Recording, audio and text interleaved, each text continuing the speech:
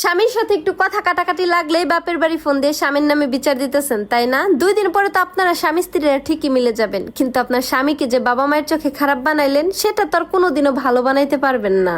পাত্রী দেখতে গিয়ে যদি দেখেন যে পাত্রীর বাবার থেকেও পাত্রীর মা একটু বেশি লাফাইতেছে, তাহলে ওখানে 1 কাপ চা খেয়ে চুপচাপ চলে আসবেন। কারণ যে পরিবারে পুরুষ থাকার পরেও নারীরা বেশি মাতব্বরি করে, সেই পরিবারে বিয়ে করলে আপনার জীবন পুরোই ধ্বংস হয়ে যাবে। বিয়ের আগে আমার মা চাচিরে কইতে শুনতাম, মা গো, তেঁতুল গাছে যত পাতা শ্বশুর বাড়িতে তত কথা। এই কথাটা না এখন হারে হারে বুঝতেছি, কারণ এখন আমি যে অন্য বাড়ির বউ। রাত 3টা বাজে ঘুমানো মানুষটা যখন আপনাকে রাত 10টার সময় বলবে গুড নাইট, তখন বুঝে নিন তৃতীয় প্লেয়ার চলে এসেছে, যে কিনা আপনার ওয়াইফাই বন্ধ করে অন্য জায়গায় ডাটা কানেক্ট করতেছে। কিসে রে জি, তোর মন খারাপ কইলাই?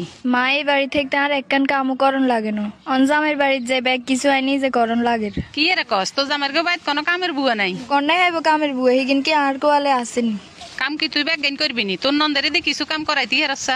ননদিনী তো একটা নবাব জাতি, হিগে ঘুমের তো নুটে 9টা বাজে খাইবো আর কাম কাজ ব্যাগেনের হরমাই সারে দি করাইবো। তোর হর হরি কিছু কয় না? কিয়ে কইব, জগতে তো চলে এইভাবে। যেমন আঙ্গ ঘরে ভাবির দি কাম কাজ ব্যাগেন করাইছেন, আরে কোনদিন কন্ন ভাবির লগে কাম কাজে একটু সহযোগিতা করবেলা উল্টা আরো মানা করছেন।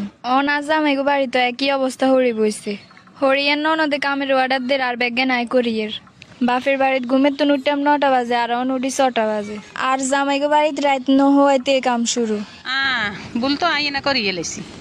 ঘরের কাম কাজ গান যদি তুই আর তোর ভাবি মিলেমিশি করতি, তাইলে অন হেতারা তোর লগে এই হিসেবে করতো। তোরও কাম কাজের প্রতি অভিজ্ঞতা থাকতো, তাইলে আর তোর অনেক কষ্ট হইতো না। মা একটা কথা মনে রাখিন, মাইয়ের প্রতি যতটুকু আন্তরিকতা দেখাইবেন ততটুকু আন্তরিকতা হুতের বোর প্রতিও দেখাইবেন। জির ঘরে বিয়ে দিলে চলে যাবে গো জামাইর বাড়ি, শেষমেশ ঘরে থাকতে হইব হুতের বোরে লই। এই হুতের বোরে জির মতন করে দেখতে হইব, তাইলে হুতের বউ আনেরা আপন মার মতন দেখবো। পরিবারে বড় ছেলের কামাইও ভালো লাগে, বড় বউয়ের কাজও ভালো লাগে, শুধুমাত্র ভালো লাগে না বড় ছেলের বউটাকে। কথাটা শুনতে খারাপ লাগলেও এটাই সত্যি।